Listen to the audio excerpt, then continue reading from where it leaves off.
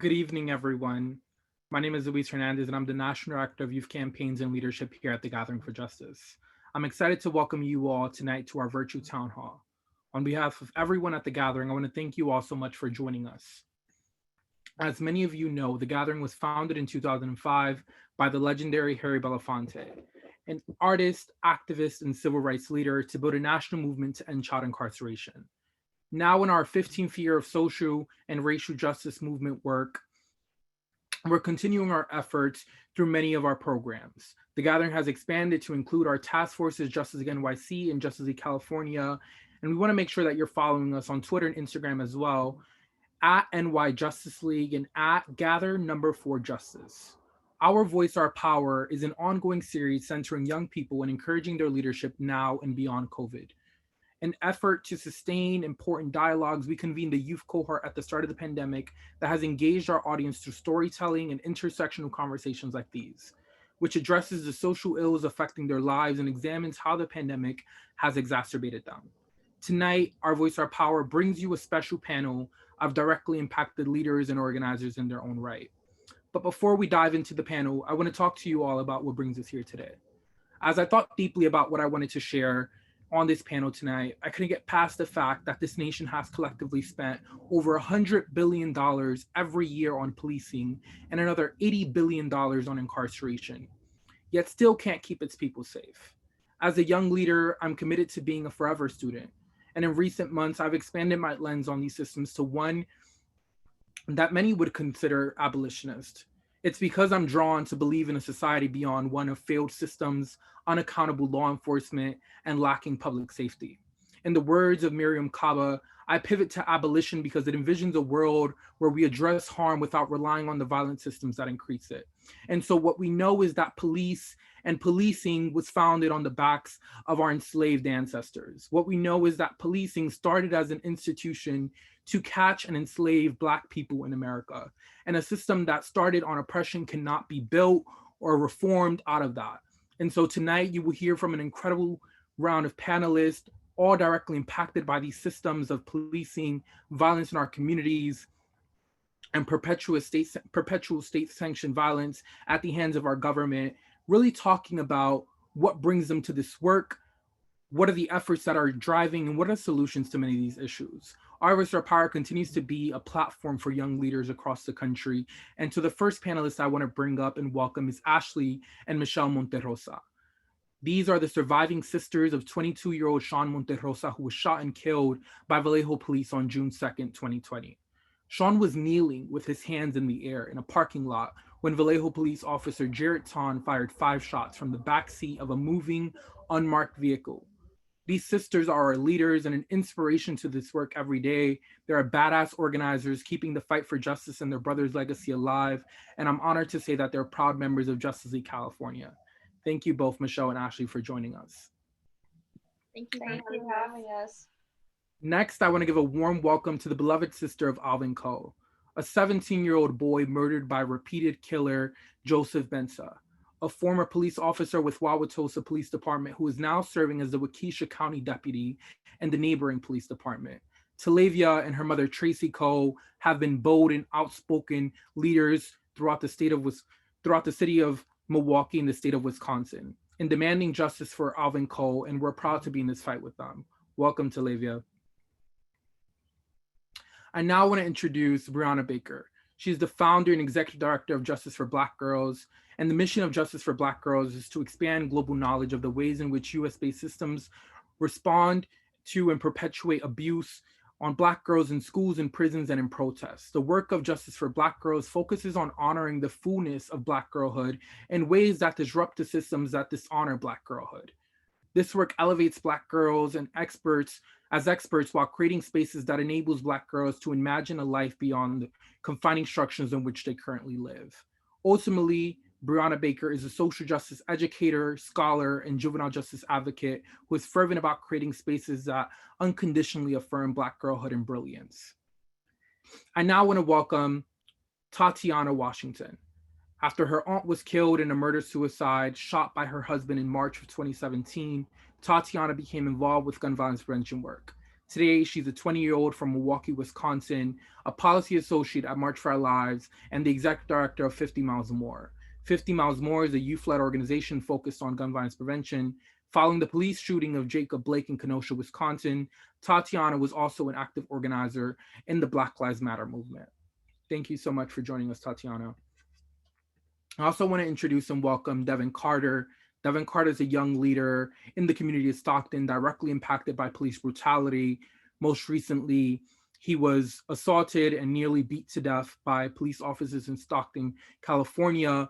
Luckily, we've seen some forms of justice as police officers were recently fired for the beating of Devin Carter. But thank you so much, Devin, for being a brave, bold leader and joining us today. Your voice is really valuable, and we appreciate your presence on this call.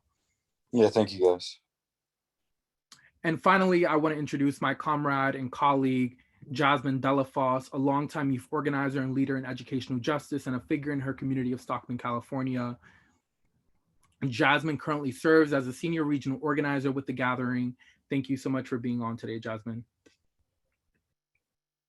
So really, I want to jump right into this panel. I know that there's folks viewing us. We're live on Facebook. And so to folks who are watching live on Facebook, we're encouraging you all to drop comments, questions in the chat. We have folks who will be reviewing those and letting us know. And folks who are tuned in here on Zoom, feel free to engage in the comment chat as well throughout the panel and ask questions that may arise. Really, I want to start with a question for all of you to address. But as we know, this country disregards Black and brown lives on so many levels. Why do you all feel it's important to show up and demand justice and accountability every chance we get? And Ashley and Michelle, if you all want to kick us off. Hey, it's just important for us, it's one of these things where we're continuously dehumanized. We see our loved ones, our brothers or sisters, our parents, everyone. We're not even looked as humans on this earth, so for us, our brother being taken from us, even before that, just seeing the injustices we face on a daily, for us, I can't sit home and cry about it if I'm not doing anything about it, Yeah. So that's where, for us, it's like, I'm gonna be doing the work every day. And as Jasmine said in the past, like, how do we know if the work we're doing is really working? We won't really know until, we're no longer here. And we hope that we pass the baton off to someone else, For me, it's been a lifelong journey. I mean, growing up here in San Francisco, we've had access to amazing educators. The only difference is that this was personal this time back in June. But like Michelle said, it's one of those things where we had no choice but to grab this baton and run with it. And we've been grieving, well, barely even grieving, it's one of those things where you have to work and do all of this and try to manage crying here and there, even if you can. But it's important because people see us having this platform now, and people that are still here say, you're doing this work, so I don't have to be another Sean, I don't have to be another Alvin, and so on. So it's a lifelong commitment. We're never really done with this work until we're gone. But I'm just honored to even have the opportunities we do doing this work, really. Thank you both. I'd love for Talevia for you to chime in. Yeah, I love you too. Also, I love them. But yeah, just like they said, accountability is not given to us. So that's something we have to demand. We have to take eventually, if it comes down to it. So, that requires getting your community involved. It starts with the families, and it's up to them to go out and take the streets to tell their story, and get the community involved. And once the community is involved, then it would eventually emerge and spread, and the demands get stronger, and it gets, more particular. So shout outs to the People Revolution of Milwaukee, Wisconsin, who's been going on and been marching for over 300 days consecutively, ever since George Floyd was killed. So, like, we know we couldn't do it without people like them, who's standing with us and the other families to demand justice and accountability for not just police, but these police departments, So, I mean, that's pretty much what it is. Absolutely. Thank you, Talevia, and definitely shout out to the People's Revolution. it was an honor and privilege to be out on the streets with them when we were down there. And I know that they're fighting hard every day, not just for Alvin Cole, but for the many families and those impacted by police brutality across the state of Wisconsin. I'd love to hear from you, Brianna, if you just want to talk a little bit about why do you feel like now there's an urgency to fight for accountability and justice? Yeah, I think the urgency has been consistent as we lean into the work of our ancestors and the work that made space for us to do the work that we're doing now. For me, my urgency is around knowing that my life is so much more than police violence, state violence, and Blackness, and is so much more than life interacting with police violence and state violence. It has to be about liberation. It has to be about healing. It has to be about joy. Black Lives Mattering is the bare minimum, right? It's the quality of life that we're working towards. And so this work is so important because as a collective moving forward, it's about dismantling systems and dishonoring systems that dishonor us. Every time we take a step towards eradicating systems that interrupt our quality of life, we take a step towards wholeness, we take a step towards healing, and we take a step towards collective liberation. And ultimately, that's what this work is for me. It's about living the life that I know I was designed to live. Absolutely. Tatiana, if you want to chime in. Yeah, I mean, everyone said it great so far. I think we owe it to our ancestors. We owe it to those that we've lost. I think also, we can't fight until we're all free. Us, being Black and brown, we have to fight together. But we see what's going on even right now in Palestine, right? We're all interconnected in this fight for liberation and this struggle. So even if, I did receive the carceral definition of justice, I would still need to keep fighting, right? Because we're not all free until everyone's free. I know we all keep saying that, but I come to space, in the lens of Black feminism and really believing that sense that we're all really truly interconnected. We all have to just fight together. So. Thank you, Jasmine. Thank you, Lewis. I mean, I echo everything everyone has said. I think that at the end of the day, we know that our liberation is bound together, and that in order for us to get free, we all got to get free together. But it also means we got to continue to show up. And I think that what we understand is that we value, we love very deeply our families, our people, and are constantly fighting every single day to humanize our own loved ones' experiences every single day. But I think I just echo everyone's points already. It's why it's important. And I also know that it's one thing to pass policy and it's one thing to say we need stuff, but without the actual results of implementation and resources and funding, all of this is worth nothing. And so I think we're getting to a point where it's we're tired of folks saying that we're going to do this and not seeing the results and the investment in our own communities back to our young people, back to our families, and making sure that we're breaking those cycles and continue to center young voices, I think is incredibly important.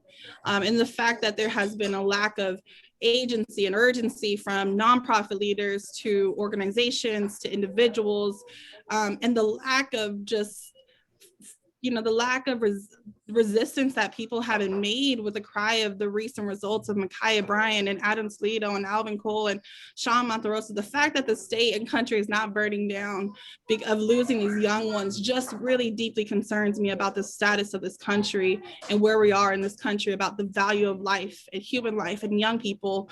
And I think that the lack of rage has been really concerning. And I think we're here because of how those systems of white supremacy has landed us here to think that it's okay and it's normal. And so I think just trying to break that cycle right now is really important for us to think about. Absolutely. Thank you, Jasmine. Something that you touch based on is really what brings me to my next question. You talked a little bit about investment. And we know that the growing call in the country over the last year has been to defund the police.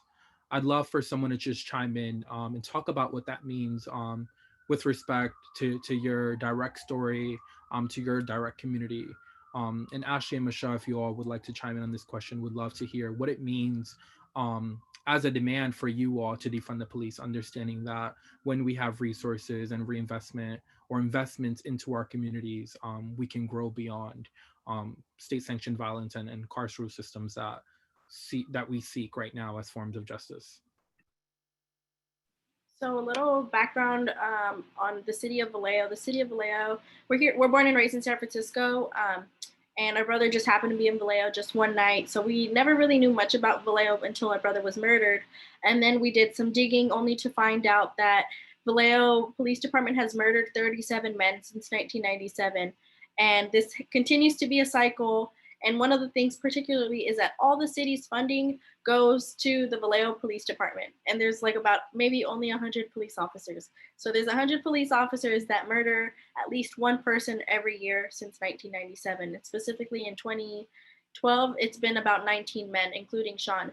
So it's one of those things where Vallejo doesn't have a Boys and Girls Club, even barely has any nonprofit organizations or any type of after school programs to really just help the youth in Vallejo. And all the people that live in Vallejo are basically Black and brown working class people that it's basically like, what is it?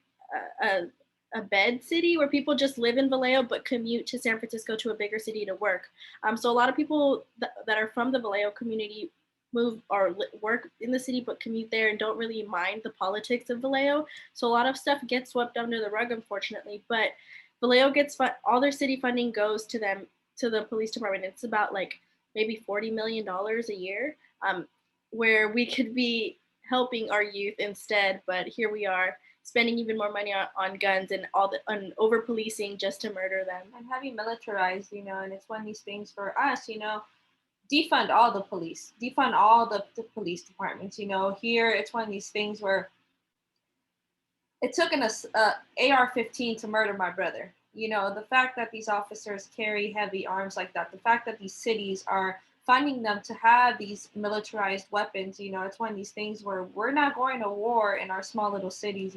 My brother wasn't posing a threat to them. So, but to bring back the conversation, it's now more of like, how are we going to invest in our communities? How are we going to invest into impacted families?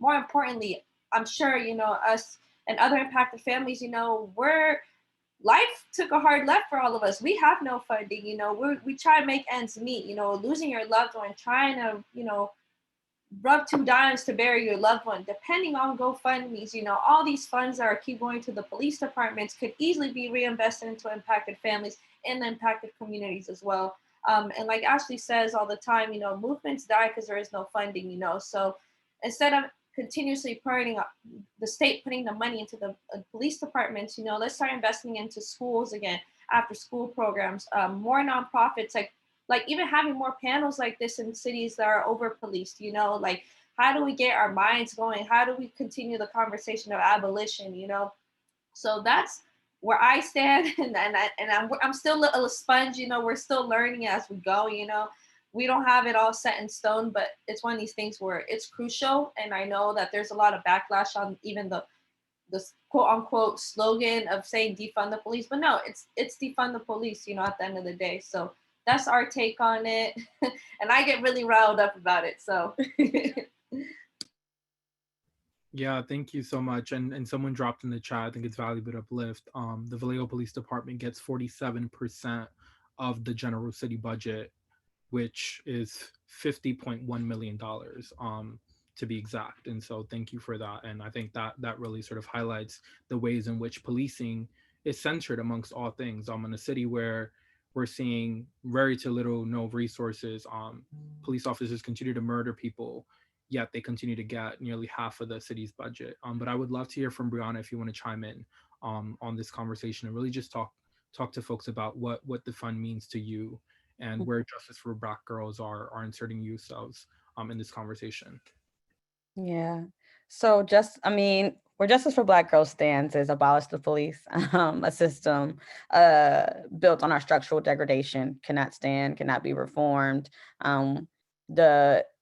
Even if you take away some of the funds that you are using are still going to be inflicting violence on our community. So I want no funds with the police. I want it all torn down. But when we think about the interconnectedness of systems that have failed. In this particular case, I'm elevating the name of Ma'Khia Bryant. We think about a system that told Ma'Khia she was unsafe in her home, took her from her home, placed her in the care of the state, and still killed her, right? When we think about investment in multiple systems, there's an interconnectedness of systems that are failing Black and brown folks, right? So it's not just the police that need to be defunded, it's the foster care system that needs to be defunded, right? It's the mental health care system, right? When you think about it's all of these systems that need to be peeled back, because a lot of Black folks and brown folks, trauma and abuse is at the hands of multiple systems. Multiple systems are failing us, right? And so when we think about defund, it's not just defund, it's tear down and rebuild in a way that's meaningful and that's centering the needs of Black and brown folks, right? So at Justice for Black Girls, we're thinking about what are the systems that heal Black youth, that heal brown youth, right? That center Black girls, right? And that center our liberation. And what would it look like to invest in those, right? And sometimes we're thinking about formal institutions, but it's the informal institutions that we are more often than not finding healing and wholeness. What would it mean for us to formalize institutions that center our wholeness and healing, right? And those are the systems I want to invest in. So I want to completely eradicate systems that are failing and harming us in any capacity, not just sometimes, not just half of the times, in any capacity. If you're harming folks, you need to go. That's right. That's right. Thank you, Brianna. Talevia, would love to pull you into this. What are your thoughts on this conversation, and really, where do you think Milwaukee and Wauwatosa stand on this issue? Well, I agree with the ladies that just talked, Ashley, Michelle, Brianna, defunding the police, and eventually abolishing them. If there's, just a trend of the misconduct, that's going on, just like in Wauwatosa, there's a history of misconduct, of racism, that no one ever touched on until now, so when no one touched on things like that, it begins to continue to grow, and until it gets touched on, then they have no response to why things happen. We're trying to think of everything in a book to say, and when you have a judge that's on their side and they think they're above the law, they begin to do what they do, so same with Milwaukee, so defunding the police is very crucial. I'm sure to all the families, we watch police get funded, increased funds every year, rather than the families, we still working on lawyer fees. We still working on, burying our loved ones, skin tombstones, and some as simple as that versus, these police retiring with pensions and getting raises and awards for killing our loved ones, So that's just a slap in our face, and we don't even get justice, at least, so defunding the police is something I would shout every day, every second, until these laws get changed, and we put that money into our communities. We put that money into, our organizations to keep our youth out of trouble. If you're in a city where the youth ain't got nothing to do but to go hang on the block, then what is it to it? And you got organizations that's out here, but they don't have the necessary funds to increase, more kids coming into the organization or just promoting the organization. So we all begin to bring funds into our community. Eventually, it will better us. If we control the funds, we control the community. We control what happens, so it's just getting control of those funds so we can better ourselves, and pave the way for the next generation and so on. So, like I said, get these funds in our hands so that we can do what we do best. We don't need y'all. Eventually, we would if some, was to happen to that, extent, but like overall, like police shouldn't be coming to mental health problems when, they call about a situation.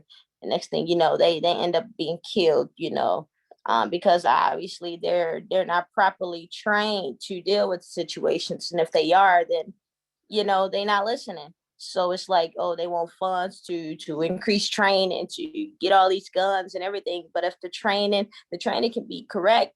But if the police is him, if he's a bad apple, then you can't correct that, So instead of increasing the trainings, getting all this money for that, just get rid of those bad apples. You know, stop increasing the fundings because they don't need no money, you know, in reality. So get that money to us so we can make it happen. That's right. Thank you, Talevia. I want to pivot a little bit and move to Devin. Devin, I know that this issue is very close to you. You were impacted by police violence recently, and so would love for you to just share your story and really your experience of what that day was like for you. All right, so pretty much like I'm pretty sure quite a bit of you guys have heard that I was brutally beaten by the police. I have a very odd like description of how I view certain things, and I feel like I was just put in a position at the right place at the right time. And most people have said like you were in the wrong place at the wrong time. It honestly opens up my mind about like I would have never thought that something like that would have happened to me. And another thing I wanted to touch up was not a lot of people survive being brutalized by the police or being shot or killed. And I feel like I'm a good tool because I'm still here and I survived police brutality. So another thing is I was talking to one of my teachers the other day about like where the funds go to police in the city of Stockton and stuff like that, and what they do with their the budget they get. And a lot of people were talking about how a lot of the community has been spread apart because of the label or the tag they put on Stockton, how Stockton is a bad area and like don't go to certain places. And I feel like that's what's divided a lot of us. And for the youth, if we have like certain things that the community can do to build us, I feel like that's what would be best for us. And pretty much that's about it. Thank you, Devin. And I want y'all to know, like, Devin is 17 years old, and he was 17 when he experienced this. And really, as we think about the trauma, I think Brianna said it best, right? It's not just policing; it's all of these systems that are failing young people.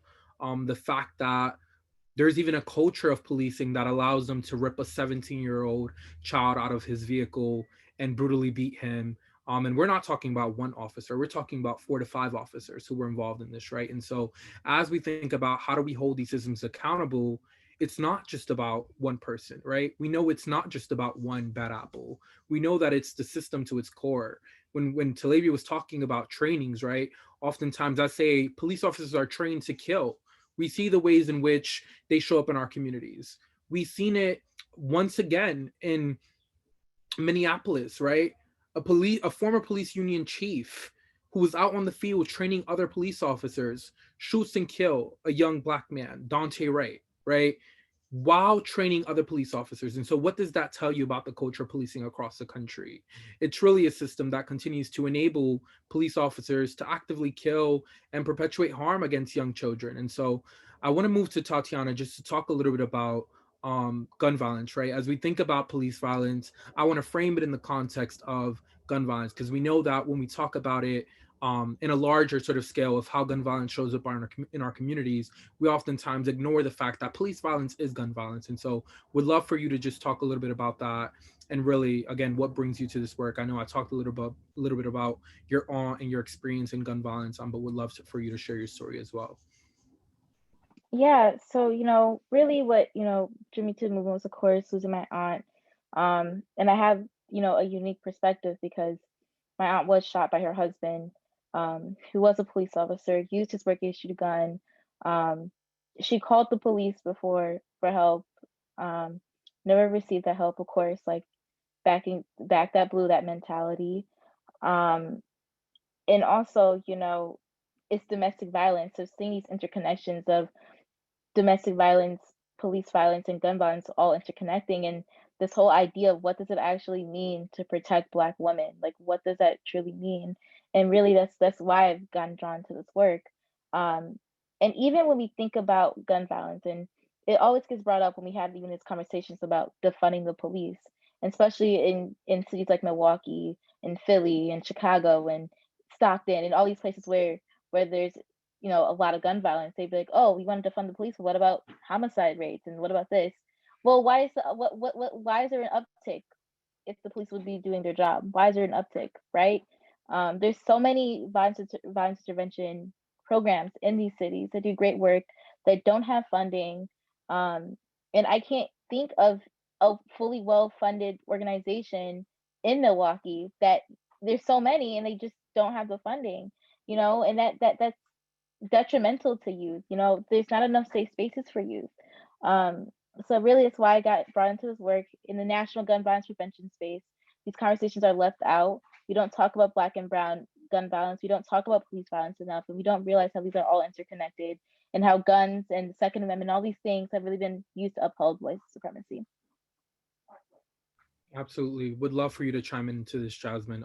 Really, what's your perspective on it and how you see this showing up in the city of Stockton?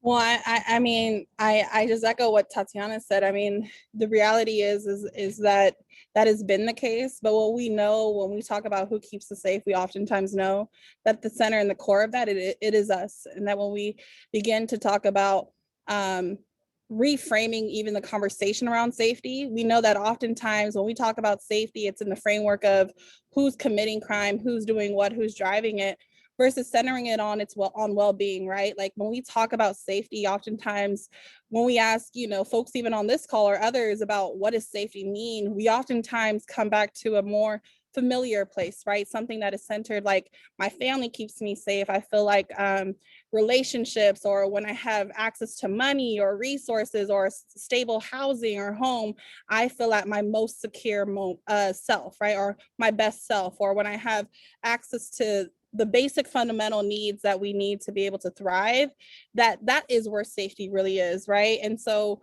when we talk about gun violence, oftentimes we know that there is a narrative that has been put out there. And I think that a part of the continuation of, again, I think this fight for trying to humanize our own existence and Black lives and brown lives and all of our existence in between, I feel like oftentimes we get stuck in that narrative. And while we also understand that violence does happen in our communities, again, there's not the ample resources to be able to resource some of these things. But that even with the limited resources that we have, that are literally budgets that are made on shoestring budgets, we still continue to show up and actually you know, decrease the amount of violence and stop violence from happening with no resources or none.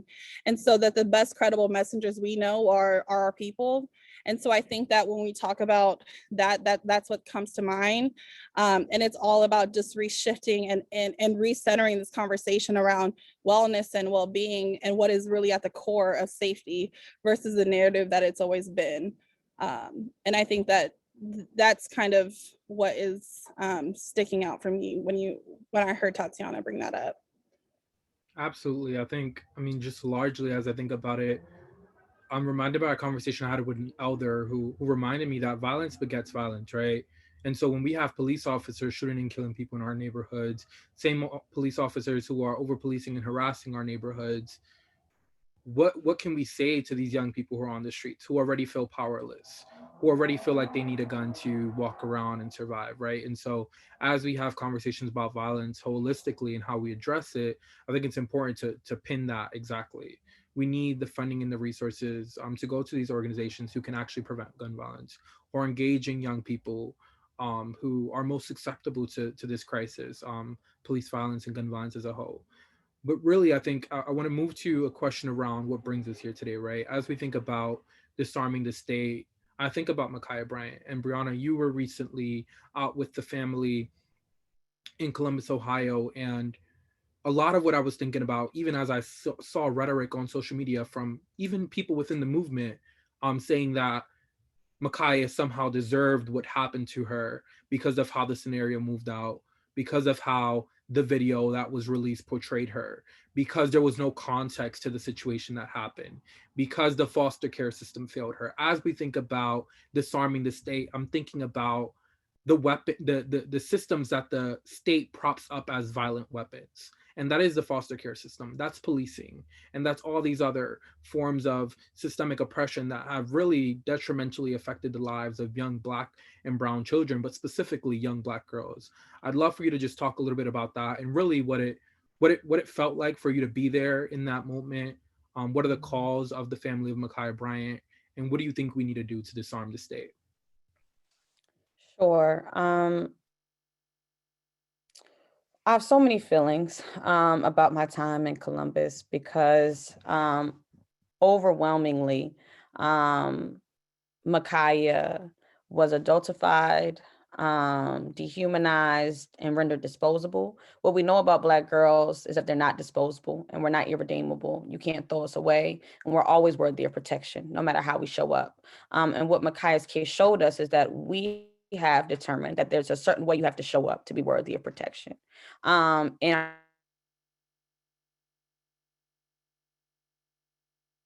matter how Black girls show up, no matter how folks show up as large, they are worthy of protection. Nobody is disposable, right? And so as I was in Columbus and folks are jumping through hoops and participating in the Olympics,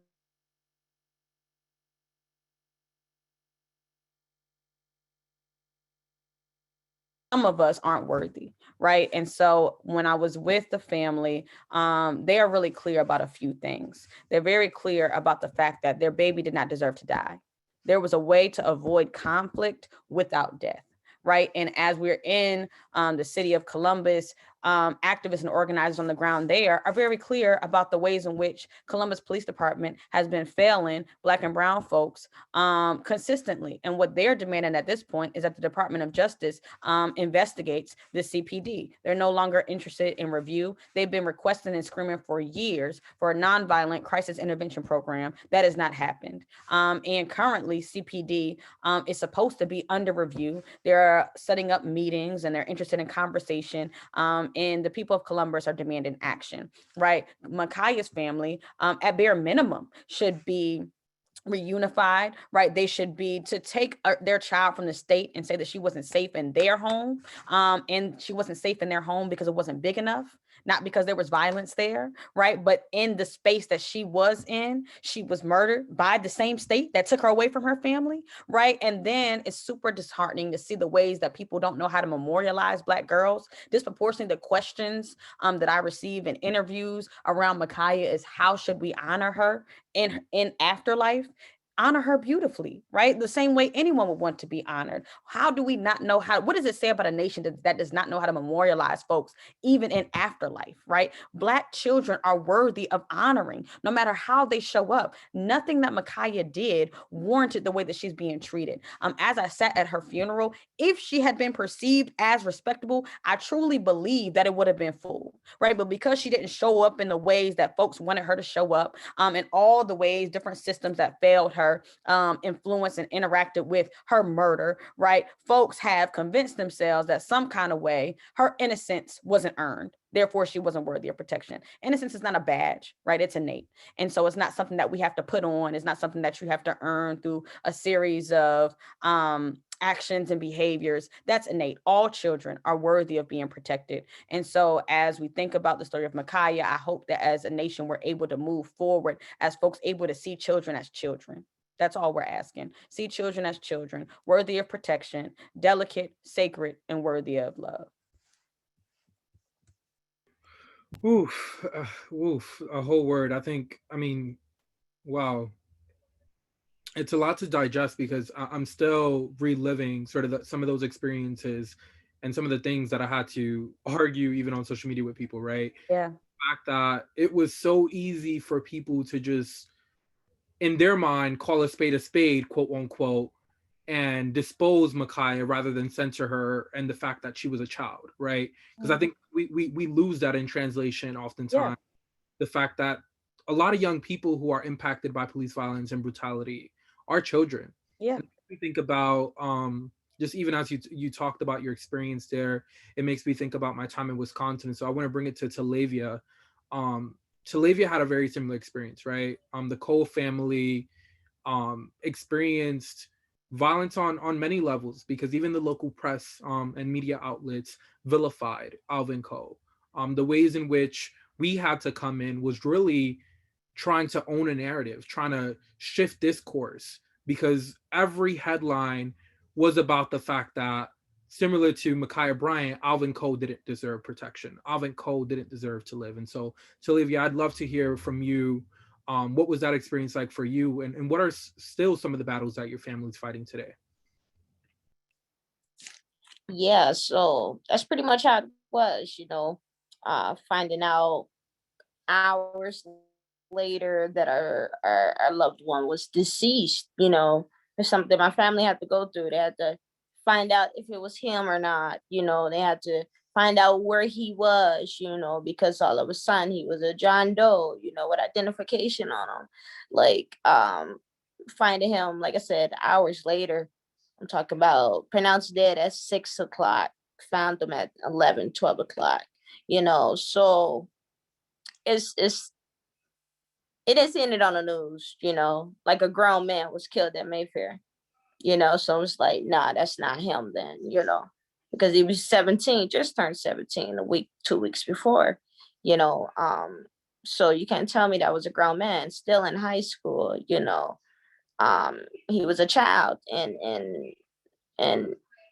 he was affected by the same system, he was failed by the system that killed him on so many levels, so just seeing him, and watching the media, people on Facebook, and just everyone try to paint a picture of who he was, he was a thug, or he was, this, that, and the third, or he deserved what he got, no one deserves to be killed the way he did, no child to be exact. No one deserves to be shot in the back, while surrendering.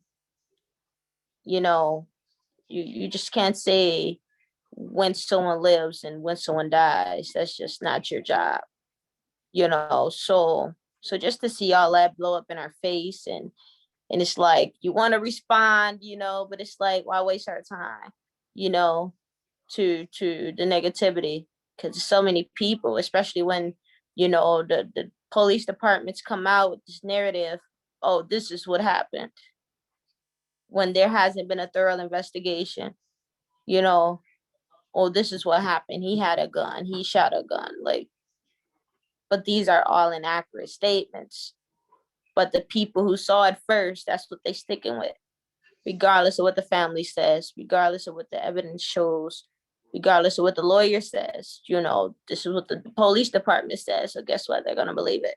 And some people, you just can't change their mind.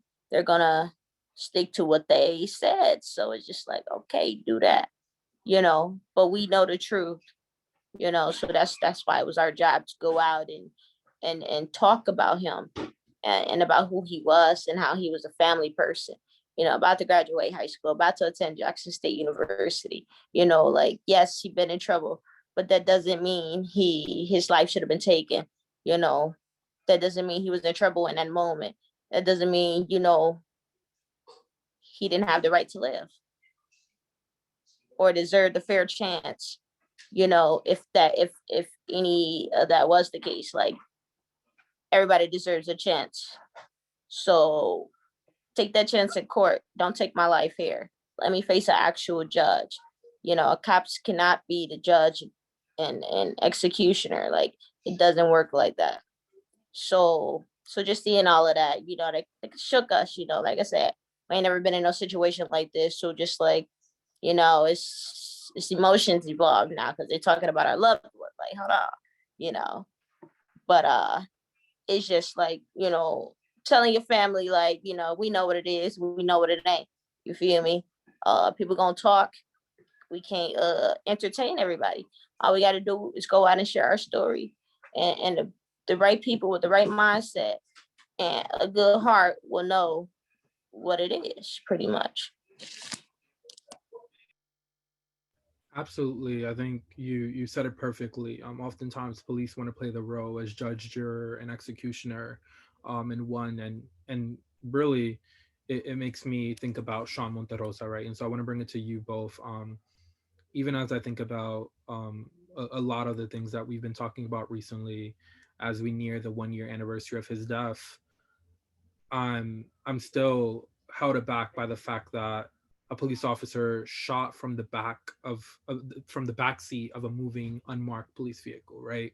Think as we think about just the basics of what happened that day, under no circumstances should it be okay for a police officer to do that, especially a police officer that hasn't identified themselves, especially a police officer that's not facing any immediate threat or danger, especially a police officer in that specific situation, understanding the given moment and time that we were in. I think you all oftentimes uplift the fact that 30 minutes prior to Sean being murdered, he texted you all asking you to sign the petition to demand justice for George Floyd. And I'd love for you all to just talk about that, what that day was like for you, um, and really what the fight is today, right? Understanding that there still hasn't been any accountability.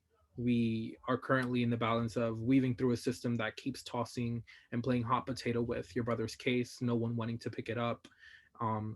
And as we know, even though these systems can't hold themselves accountable, some sort of semblance of accountability through a criminal proceeding is what you all have been demanding. And so would love to just hear what's your demands right now, what was that day like, and whatever else you'd like to bring into this space.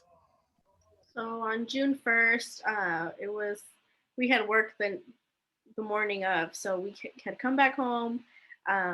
We had made dinner, and then Michelle and I started to do our nails because all the nail shops were closed. So we were just painting each other's nails.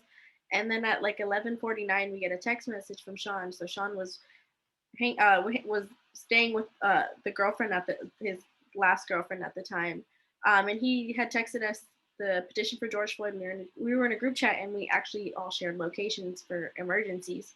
And he texted us the change.org petition and said, "Can you sign this to get George Floyd justice?"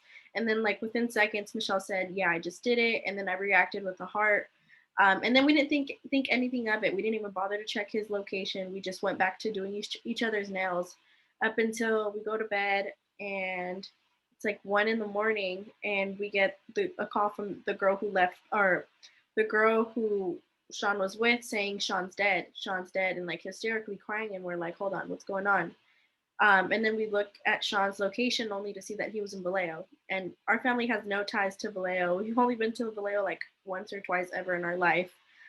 So we were taken back, and it was curfew because of all the uprisings going on after George Floyd. So the whole Bay Area was basically on shutdown. Here in San Francisco, you weren't supposed to, they said that you're supposed to be out past 8 p.m. But, but prior to this, Sean had even months once George Floyd happened, we're at home, for us, it's like, this is a constant battle of seeing Black and brown lives dying at the hands of police, So my brother, he understood that. He's like, he was the type of person, he's like, I'm tired of seeing this on TV. I'm tired of it, So Sean took it to the streets those days. And for us, even seeing the last text message of him, it's almost like even like God allowed him to send us last message, to just even show like, this is my solidarity. If I'm going to go out, this is the way I'm going to go out. And, just fast forwarding to after that phone call, back to Ashley saying like, we didn't want to like jump to conclusions. We told the girl like, hey, this can't be true. So we got in my car, and I just drove as fast as I could to get to the city of Vallejo. And it's about 40-minute drive. And, impact the families, like Talevia said, we get the runaround, we're trying to find our loved ones. We got bounced from 2 hospitals in Vallejo to the crime scene twice. All the officers telling like, we don't know anything. There's a Latino man who's way bigger. It's not your brother. While I'm showing the location and Ashley's showing a picture of Sean. And they had known what they did. They sent us to the police department, and they knew it was closed, but they sent us there anyways. So we stayed there from about 2 a.m. till about 5:30 in the morning until we called the watch commander to try to file a missing persons report. And the person was very rude. They didn't like that the dispatcher gave me their number. I gave my brother's name, and he said, "Oh, you'll find out like everyone else on TV." So I didn't know anything. I'm just like, okay. But prior to that, another cop said, well, some people were arrested. Your brother could have been arrested. Go into the cell inmate locator. You might find him booked in the system in the morning. He wasn't in the system in the morning. And it was about noon where Ashley's like, I'm going to call the coroner's office. And that's when Ashley gave him the birthday and then identified our brother was there. We didn't even know he had been murdered by law enforcement or what had even occurred. So we had no idea. And this is back to what our sister said about like us trying to go identify our brothers, you know, trying to get answers. We're just getting the runaround. And it to this day, it's very traumatizing, you know, leading up to the 1 year, even thinking about like what were we doing like today, like last year, you know, it was almost like Sean had a countdown that we didn't know about. So it's really hard. And, you know, it's one of these things too that 72 hours later, the police didn't even let us know anything. They tried to give us a phone call saying, we just want a statement from the family. I'm like, we don't even know what we're giving a statement about, you know? And this detective was like, well, you can call me later and leave me a voicemail if your family's not together at home. You know, they just wanted a statement to find out 3 hours before he gave us that call, they were going to have a press release. So the chief named Shawnee Williams went on record and said that my brother, he saw that Sean, on whatever footage he saw, that Sean was on his knees with his hands up. So, and Sean was there by himself. Whoever was there left my brother by himself. So it's one of these things where we still don't know who left Sean. We still don't know why the officer, how with the moving pickup truck from a backseat of the car with his AR-15, how do you not see my brother on his knees with his hands up? It just doesn't make sense. But this is just the culture behind the Vallejo Police Department. Since 2012, they've murdered 19 unarmed Black and brown men in the city of Vallejo. Each year, there's an officer-involved shooting, and we're praying that there's no other family to join this group that no one wants to be a part of this year in the city of Vallejo. You know. And we recognize it's very bold to say we want to be the last family in Vallejo, but sometimes we got to be bold and say things like this to make these police departments feel shooken up, you know. So I'm gonna say we're gonna make sure we're the last family in Vallejo. We bring real accountability to Vallejo and the city of Vallejo, and a federal oversight to that police department. It's such a small city, like Ashley said, that it's a fear that young Black and brown men and women are basically living in the city. Almost like I said, like having a countdown, like waiting until they're their next hashtag. So, and after that, when we had our attorney, I remember in the moment, I'm the oldest sister, so all the emotions of trying to figure out like burials, all this stuff fall on me.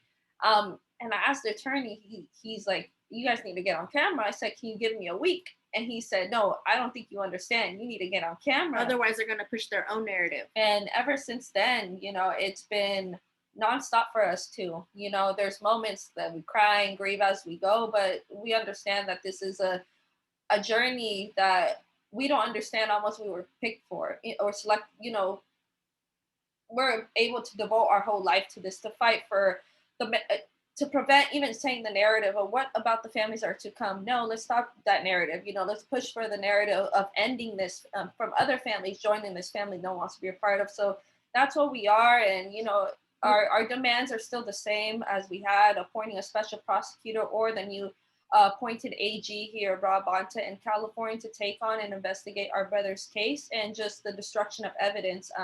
We failed to mention that even once the footage was released to us, they destroyed the windshield in which the officer shot through. So these are just outdated tactics that police departments have of sweeping cases under the rug, you know. So it's just, it hurts to see how far us impacted families have to go and how far we have to put our bodies on a line. Whether it's getting arrested, I know Talevia's been arrested a couple times before. We've got arrested at the governor's home, and we have no choice but to work on policy and legislation and make sure they implement it. So we've been pushed to this environment, but you know we're making the best out of, you know, we're turning this pain into purpose and power, and it's hard to even say that, and it's hard to normalize this because this isn't normal. You know, we shouldn't have to be like make the best out of this because it shouldn't have even happened from the jump. But we've been doing everything we can since then, and you know, hopefully we get an investigation and for the new AG to really just do something overall.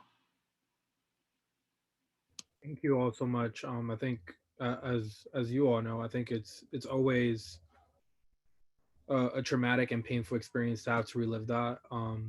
In many ways, I'm thinking about the ways in which families across the country have experienced very similar things to you all, right? I know that white folks and I'm specifically thinking about families impacted by mass shootings, they get afforded the week long to take a break before they have to come on camera, and still they get to have their story out there, and still they get to drive their own narrative. Still they're not having to fight back against media publications and all these other violent systems that really marginalize young Black and brown folks specifically, but really our communities as a whole. As we come out to tell our narratives, oftentimes those are distorted, right? You all know this. Having to be so persistent in the media, telling your story, telling the story of who Sean was and what his legacy is and what you all are forming, is something that you're constantly having to do, because of the fact that you're not only having to fight the system, but you're also having to fight against the narrative that wants to paint your brother out to be something he wasn't. But really appreciate you all so much for highlighting that. Would love to pull in Brianna, because I know you have to go soon again, just to talk about what are some solutions. I think I want to sort of pivot the conversation as we near close. What are some things that you see in the media as policy or community-based solutions that we need to address this police violence crisis in America? Yeah, I think honoring the request for nonviolent crisis intervention is one of the initiatives and policy needs that are most pressing for me. And as I think again about the story of Ma'Khia Bryant, had there been a team of folks able to respond to crisis, Ma'Khia would still be here today. And that is so important when we think about meeting the needs of all folks. Folks should be able to experience confrontation and conflict and grow through it. It shouldn't end in murder, right? And so, folks, we have to be committed to the idea that conflict is going to happen, and that we're able to get through it. I struggle with notions around increasing police violence as a response to conflict, because everything we know about police violence is directly correlated to its roots in militarization, in trauma, in exacerbating conflict, right? It has little to do, 40% of folks, particularly in Columbus, as I was thinking about this work and centering their work, have called the police in response to conflict, domestic violence, and left more traumatized and harmed than they were supported. And so we know that that is not a unique statistic. And we know that that data is true to more than just folks in Columbus. And so as we think about terminating relationships with police, and we think about the policy needs that are explicit or specific to Black girls, I'm also thinking about the End Push Out Act, because when we think about the criminalization of Black girls, when we think about the dehumanization of Black girls, it's not just in foster care systems, it's also in schools. When we think about the adultification of Black girls at large, the teachings and the studies that show us that Black girls in between 5 and 14 are disproportionately seen as less needing of nurturing, less innocent, more knowledgeable about sex, more adult-like. All of these things compound to ensure that Black girls are deemed disposable and rendered irredeemable, right? And so we know that as a nation that we have to do the policy work, we have to do the educational work, right? We have to do all of the things and undo all of the systems that harm and invest in all the systems that heal. Absolutely, that's right. Thank you, Brianna. Would love to bring it to you, Tatianna, if you just want to talk about what does it mean to disarm the state in Wisconsin, and what are some of the solutions that you're driving locally? Yeah, I think the biggest thing, and we keep being told that our demands and our asks are super radical and like impossible, and they're not at all. Actually, the things that you all are asking for are very small. These demands are small compared to what the state and what you all have been put through. These are very, very, very small asks. And I just think our freedom dreams are so big and so great. The biggest thing for me is, making sure we have trauma informed care for Black youth and Black and brown youth in the city, um, whether it's gun violence, police violence. Our education system within itself is traumatizing. Making sure that we have trauma informed care in the city, getting funding for that, making sure we create spaces that are safe for Black LGBTQ plus youth, There's just so many things that we can do. And when we think about disarming the state, it really is just us being liberated and not being oppressed. I'm gonna take a quote from one of my comrades, Rhea Smith, who organizes with me. She always tells, especially white folks, you know, your worst day in a oppressed world is, I'm messing up her quote.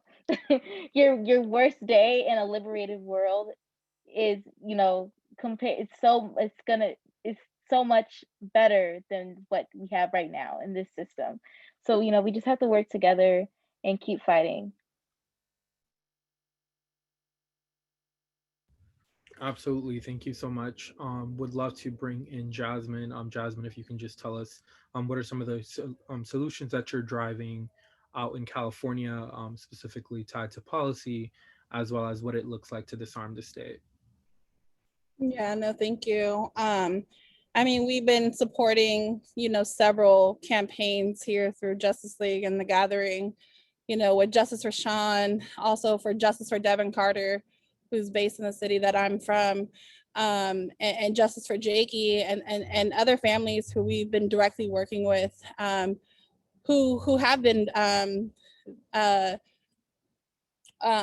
you know, victims of police, victims and survivors of police brutality. And I think some of the at the end of it, the when we say what does justice look like, when we look at that, you know, it is Sean being here. It is those who've been suffering being here, but we also recognize that there are some systems and things that structurally have to change. And so what that has looked like is we've been fighting along with so many other communities around police decertification across California, SB2, which will decertify police officers from moving either city to city, and also taking away their professional certificate for abusive cops who are violating their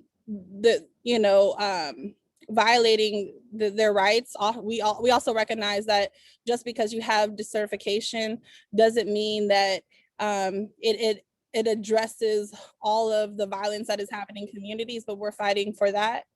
We're 1 in 4 states in California, 1 in 4 states across the country that actually doesn't have decertification.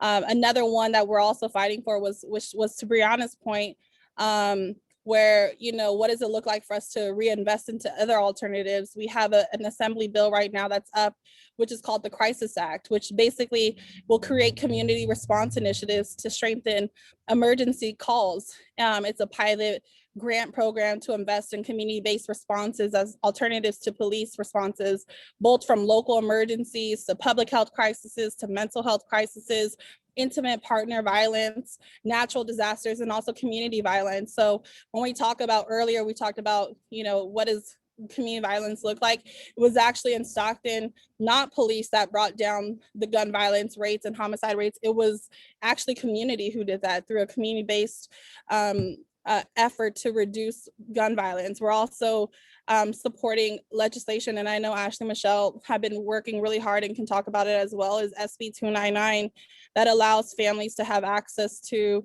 the Victims Compensation Fund to be able to support families, and many families who have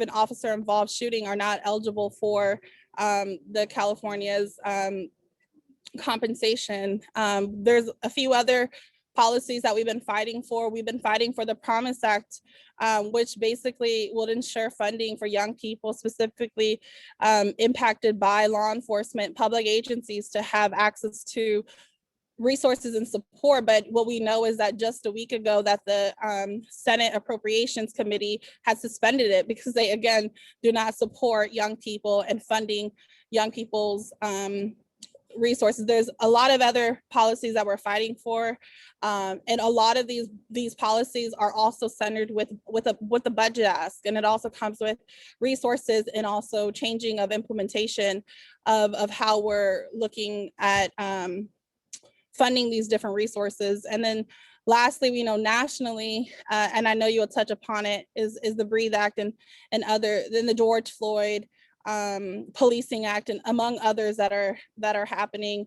But I just want to say lastly, the other policy that we've been actively, heavily supporting was the demilitarization of police, which is an assembly bill right now that would basically limit the military and law enforcement agencies for applying and requesting military weapons.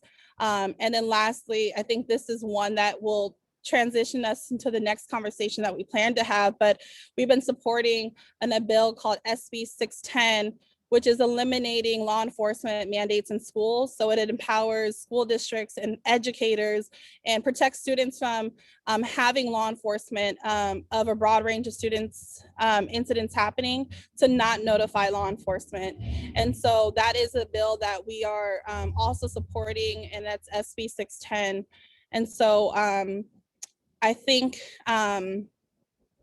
those are some of the main legislations that are happening locally, but also internally, we're still fighting for, changing the policies in local governance between use of force policies, amongst so many other different policies that are happening at the state. That is sort of what we're addressing. And there's so many different others that I have left out, but I think I hope that covers some of what is happening. And because this is a conversation about young people, I'll also just say there's a bill that we're supporting called AB 46, which is the California Youth Empowerment Act. And what that is it establishes a youth empowerment commission that holds actual weight, that will have to have legislation directly engage in the policy making process, and allowing young people to be commissioned on every single committee that has to happen amongst the legislation at the state level. So we're hoping that gets passed as well, to ensure that young people are part of that process. Thank you so much, Jasmine, for outlining that. I think these are incredible sort of policy specific call to actions that people can support. And so if you reside in the state of California, are an active constituent, voter, citizen, show up, right? I think elected officials hold so much power, and so we need to start holding them accountable to making sure that they're representing our communities, specifically issues that are impacting our communities so deeply. I want to close with Talevia. If you can just tell us what is your family's demands now, and where are you all with the case, and how can people support your family as you continue to demand justice for Alvin Cole?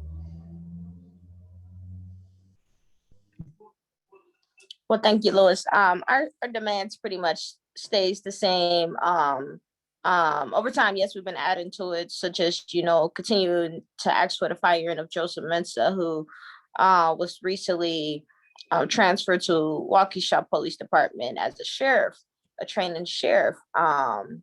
As you know, he was not held accountable for all 3 murders. And another thing, demand is to, right now, another added one is to get body cameras for Waukesha, because all of a sudden there was a post saying that, they cannot afford body cameras now.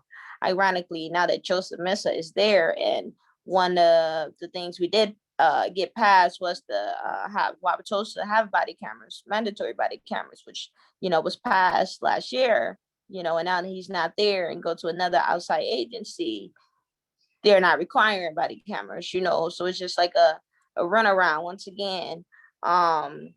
Demand still stands as to get Chief Weber fired, and instead of retiring, but retiring is also a step forward, because he would no longer, serve his community, which he lacked to begin with. Demand is to get Jay Anderson case reopened, which we are in the process of doing. So what we are doing is something called the John Doe hearing, and we're coming up to our last meeting, May 18th, for the closing statement of our lawyer, Kimberly Motley, to get Jay Anderson case reopened. So the John Doe hearing is for a judge to listen in on the case. So, and this is the first time that any evidence has been presented in all 3 murders. There has been no trial, no court, and it's the first time ever in these last 5-6 years that any evidence will be presented. So this has been going on for a minute, and it's been getting real intense, just exposing the corrupt Wauwatosa and the chief and the lying to come on,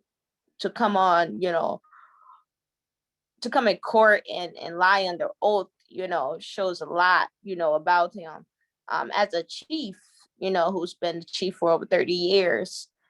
So it's just really exposing the truth about Tulsa, and that, they interfered on the investigation of all 3 murders, and some we have in Milwaukee is when, there's a police involved shooting, an outside agency must investigate it. But that did not happen in all 3 murders. Tulsa investigated their own, murders. They plotted things on the scene. They took evidence away. They removed evidence. They canvassed areas, gathering witnesses. And of course, they manipulated and try to steer the narrative of, oh, they deserved what they did.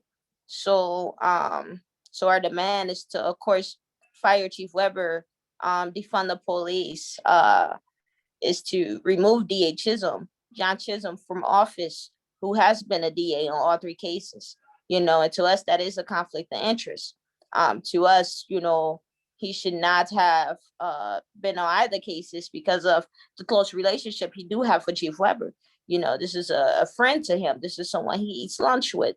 This is a city who takes up on all their police shootings, and to have the same DA, the same chief, the same murderer is in all 3 cases. There is a conflict of interest somewhere. But when a DA is not doing his job, then that's when you take, the next step, and that's to get a judge to determine whether or not charges should be brought to Joseph Mensah. So, and I encourage Ashley and Michelle to do the same. Eventually, ask your lawyer, hey, there's some call it John Doe hearing that a lot of lawyers not pushing. This is the first time we ever heard about it, and it's in the making. Instead of a DA that's just working with the officers, who's going to take their side, whether it's justified or not. You feel me? So when we have a judge there, who's going to listen to all the evidence, and only the lawyer can question, and a judge can subpoena anyone to come and talk. So I think that's something you guys should push for, look into. So we're still in the process of that. It is coming to a close, and so we definitely putting on rallies very soon to continue to demand justice for D3, Alvin Cole, Jay Anderson, Antonio Gonzalez. We are continuing to push for qualified immunity to end. We are continuing to push for the Alvin Cole Act, was something we will be talking about very soon. And that's in the making. So we're just encouraging everybody to support us. Follow us on our social medias, whether it's Facebook, take our number down, our emails, email our lawyer if you have any questions, or want to get involved, with the movement, what's going on over here in Milwaukee, Wisconsin, because we got a lot of ongoing things coming up this summer. So it's going to be another crazy summer, y'all, I guarantee you. So we definitely want everybody to join. I know Ashley and Michelle are gonna come back down here, and turn out with us, because we're gonna turn the city up, that's what we do best. So, and that's the way we're gonna get results. So, hey, they either change the law, so the law's gonna change us. Thank you so much, Talevia. And with that, I want to thank you all so much for joining us tonight. Thank you to the incredible panelists who relived so many of their experiences, but brought so much power to this panel. Brianna Baker, Ashley Michelle Monterrosa, Talevia Cole, Jasmine Delafosse, Devin Carter, and the many others, Tatianna Washington, and other folks who had to drop early. I want to thank you all so much for being present during this incredible panel. So much of this is things that we want people to continue to pay close attention to. And so please follow all these incredible leaders who remain on the front lines of this work and of this movement, who are directly impacted by these issues. If you like what you heard tonight, please follow us at NY Justice League and at Gather4Justice on Twitter and Instagram. We will be dropping links to follow and support all these organizations. And so please continue to work closely and pay attention to what's going on. We're excited to share that in the next couple of weeks, we will be having a part 2 conversation specifically focusing on police-free schools. And so we encourage you all to join us for insightful dialogue on what it means to really get police out of our schools. And as a close, I want to thank you all so much for showing up to support the work of the Gathering for Justice. Please text the Gathering to 44321, or you can cash app us at $Gathering4Justice.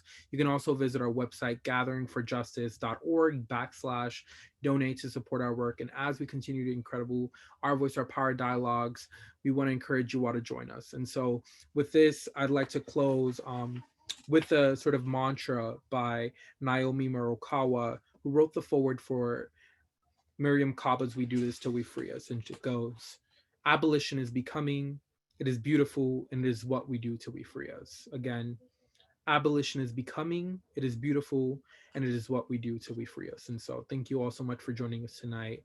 And please continue to stand in solidarity with these families until we free us. Take care, everyone. Thank you, everyone. Bye. Thank you.